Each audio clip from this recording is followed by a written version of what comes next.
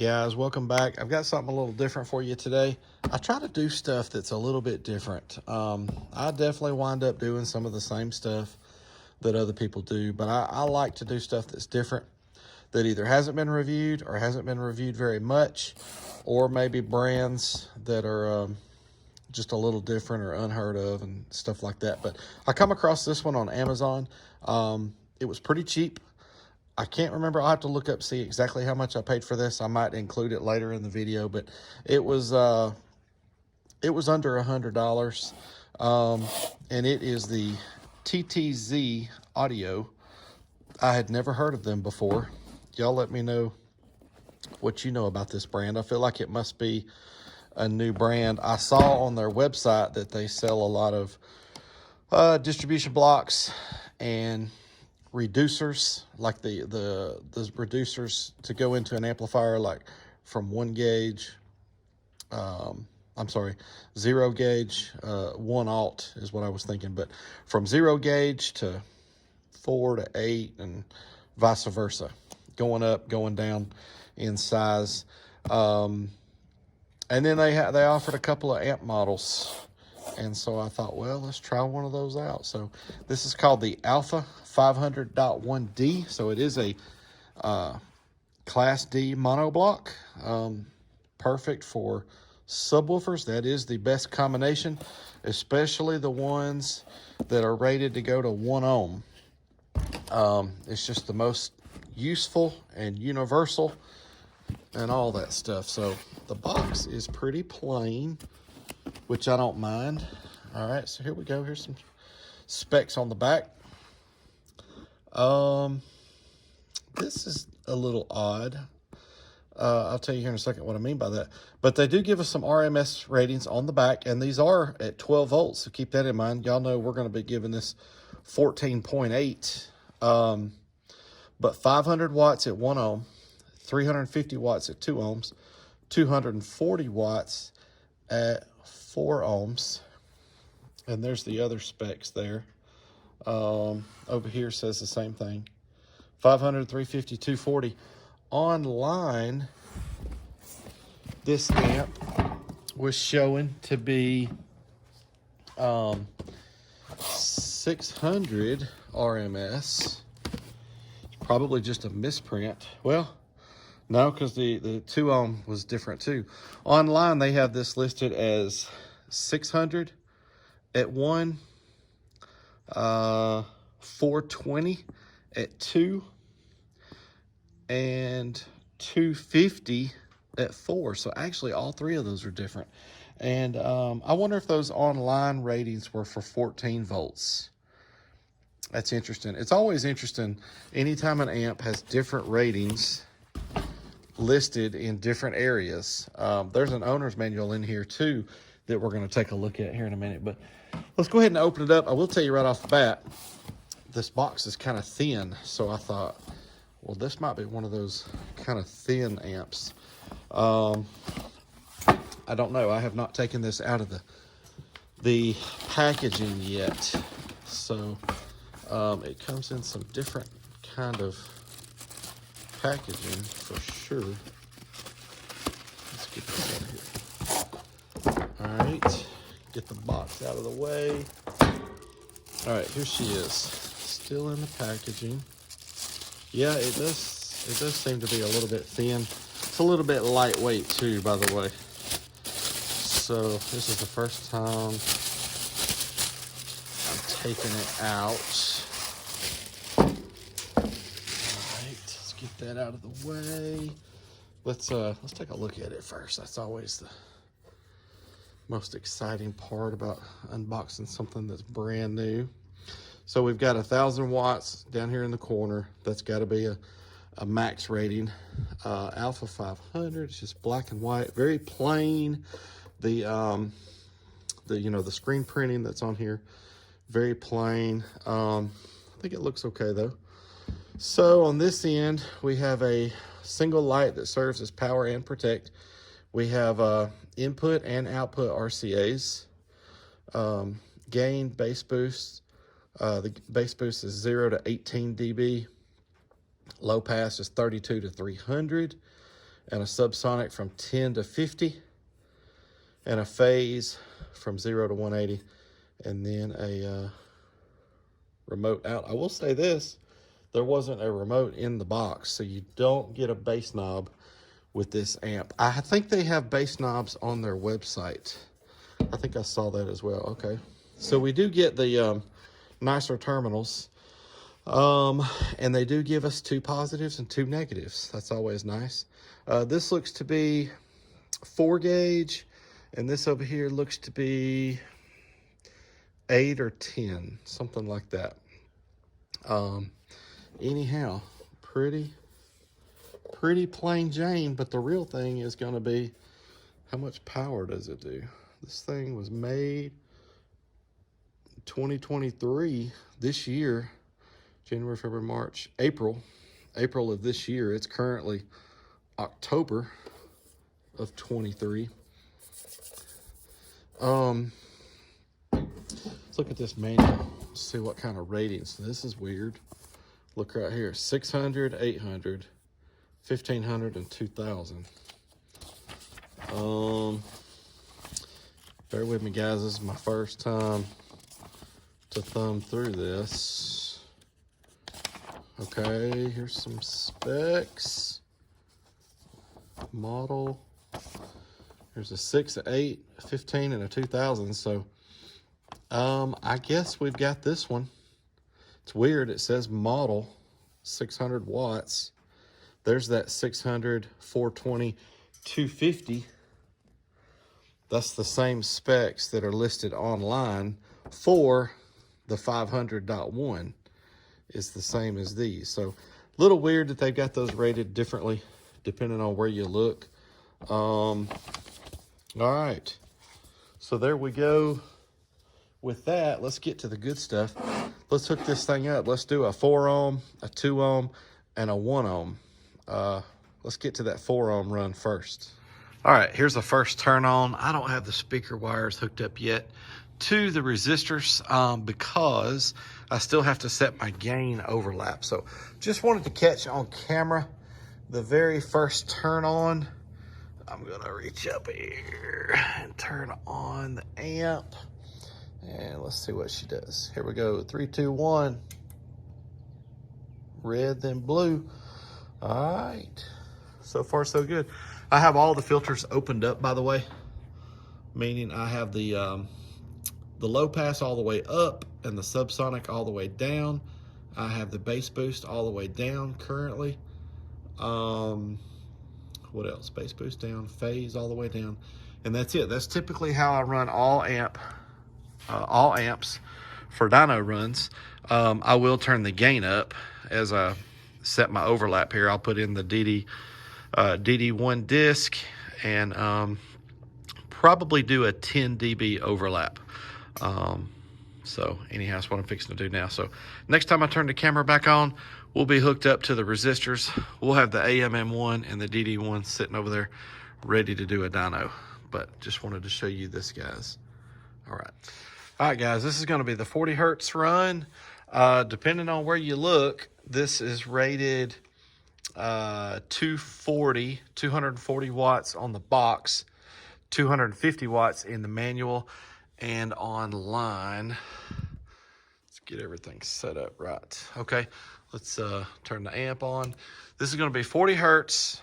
This is a sub amp. It plays the low frequencies, not the high frequencies. All right, 40 hertz, rated 240 or 250. Let's put this in the dyno mode. I guess it just wasn't quite ready, was it? There we go. All right, let's run the track. What's it gonna do?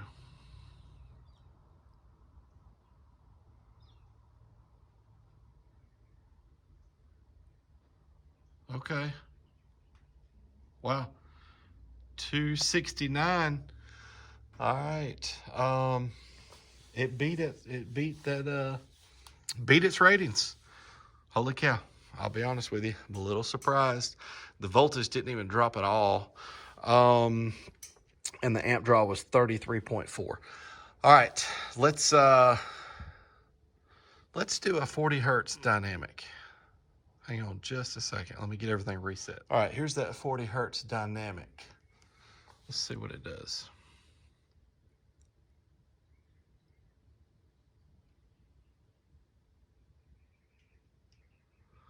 All right. Didn't really do any more dynamically. All right, let's hook it up to 2 ohms and see what it does at 2 ohms. All right, it's the 2 ohm run, and this one is rated 350 on the box, 420 in the manual and online. So we're going to capture everything like normal. This is going to be the 40 hertz test tone. See what it'll do. 350 or 420.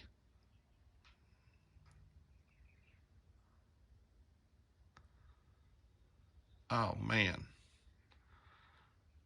What? All right. I don't trust that last little jump. I'm going to be honest with you. I want to run that again. That voltage only dropped to 14.7 and the current draw was 57.9. Let's run that again. That was weird how that jumped there at the end.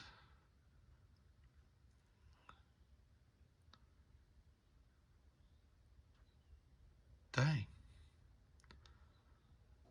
Fourth. Okay, I guess I'll let it have it. 445. The voltage did drop to 14.6. The current draw was 57.9. I can't remember if I reset that. Anyhow, wow. So yeah, it beat both of those ratings, even that 420 that's online and in the manual. You know, that's up to clipping now, but still. All right, let's see what it'll do dynamically at 2 ohms. All right, here we go. 2 ohms dynamic. What's it gonna do? 40 hertz.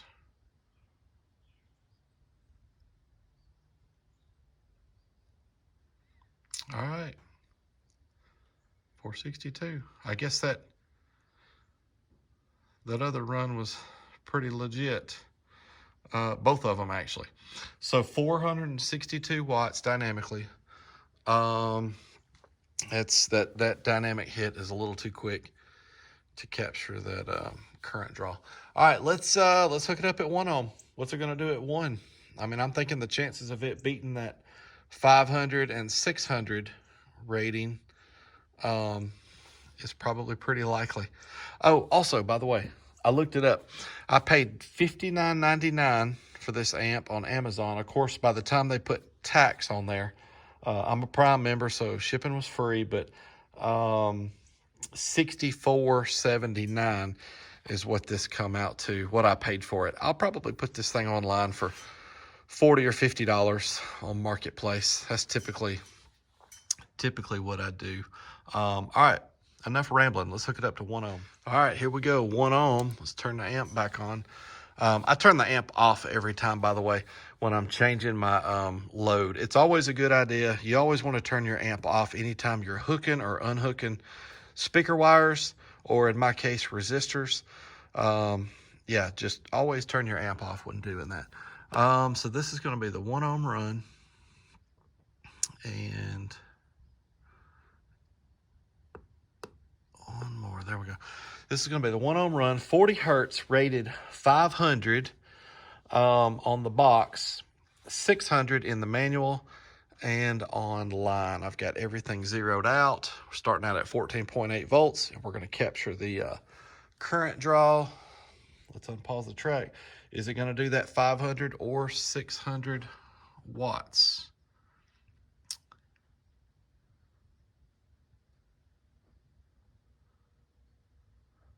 Oh man, how about that? We'll let the track finish. There it goes, 581 at 1 ohm. The voltage dropped to 14.6. The current draw was 87.9. The amp has worked flawless so far. It's never tried to go into protect or anything like that. So 581. So it beat the rating that's on the box, but it did not beat the 600 rating that's in the manual and and online. So let's see what it does dynamically. All right, here we go. Dynamically, remember it's rated 500 and 600 depending on where you look. Oh shoot, this thing's got a little headroom. We'll let the track play all the way. 719. These tracks play for 10 seconds, by the way. 719 dynamically. The voltage never dropped enough to capture it, and y'all saw what the current was there. So yeah, I don't know. I'm gonna have to give this thing a pass as far as you know, what it's rated. Now I wish they didn't call it a 1000, of course, but still, calling this thing a 500, and what you get for the money, I mean, check that out, guys. 719 dynamically at 1 ohm for, you know, 60 bucks. Pretty good. I'll say that this little thing surprised me quite a bit. Now, is it perfect? Does it get everything I'd like to see? No, it don't even come with a bass knob, but it's cheap and it puts out okay power. You guys know sometimes we spend this kind of money on amps that'll only put out 200 or 300 watts. So not too bad for the old TTZ audio. All right, pretty cool. Let's hook this up to a sub. Let's hook it up to that little Scar 8. We haven't hooked anything up to the Scar 8 in a while. It's a dual 2 wired in parallel, so it's sitting at 1 ohm, and this will be perfect for that. Let's try it out. All right, guys, here we go with some music. I'm gonna play those YouTube tracks. I can play those without getting copyright violations. We're gonna see what kind of dynamic power we get as well. We got the little Scar SVR, not the SDR, but the SVR, 8-inch. It's a dual 2, wired to 1. Let's play some of these tracks.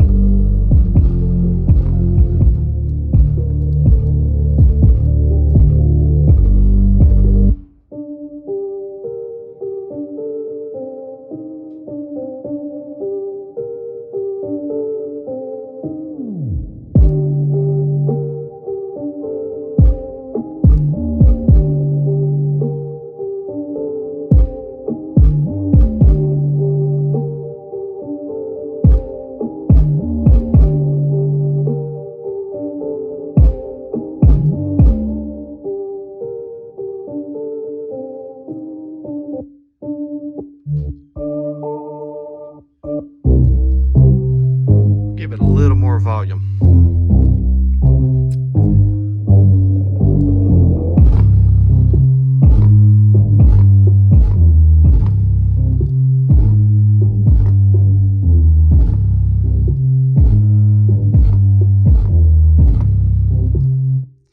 All right, we'll call it quits there. This stuff is rattling around. It's making it sound like it's popping and bottoming out. voice coil and all the kind of stuff that it's not actually doing. This port makes some terrible port noise too, by the way. I probably won't ever make another box like this, but I can seal this up and have it a sealed box. I've got different links that I can put on here for tuning purposes. It's super cool that I can do all that with it, but it makes terrible port noise. Y'all was probably able to hear that on the video. That's what it, well, I think it must have done that when I paused the track. But y'all saw that it gave us a little over 600 watts dynamically. There is a fair amount of rise here with this sub and box, more than what we typically get with the 2-SCAR 12s. But anyhow, that's it. The TTZ Audio Alpha 500.1D. It's a Class D monoblock, rated to go to 1 ohm, and it did pretty good. I'll be honest, it did a little bit better than I expected. This is definitely an amp that you can run off of stock electrical. You wouldn't need to do anything at all.